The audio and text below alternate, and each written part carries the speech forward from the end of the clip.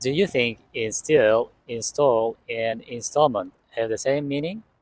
Hello, a lot of people, and welcome back to my education blog one more time. Today, let's figure out the differences among instill, install, and installment.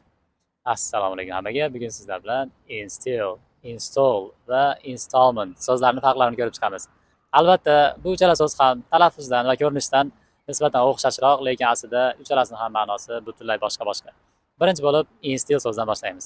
Instill so'zini tarjimasi singdirmoq, ya'ni kelajak yosh avlodga birorta bir ma'naviy yoki bo'lmasam kelajakda qo'l keladigan bironta bir yaxshilikni singdirish ma'nosida. Masalan, keling mana bu gap orqali ko'rib chiqamiz. As far as I know, most of the parents trying to instill confidence in their children so that they can fend for themselves in the future.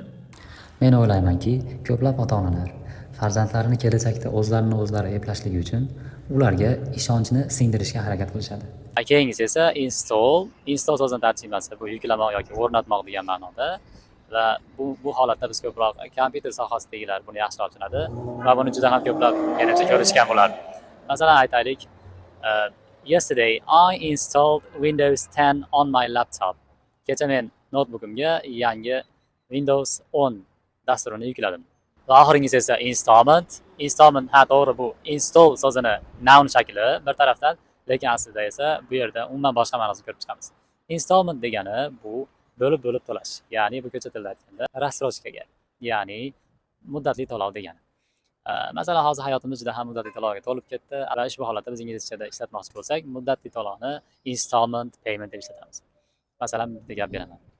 Last year, my friend bought a car in installments and the monthly payment was 3,500,000 so'ms.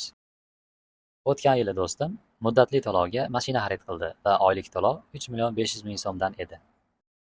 Follow for more and don't forget to share with your friends.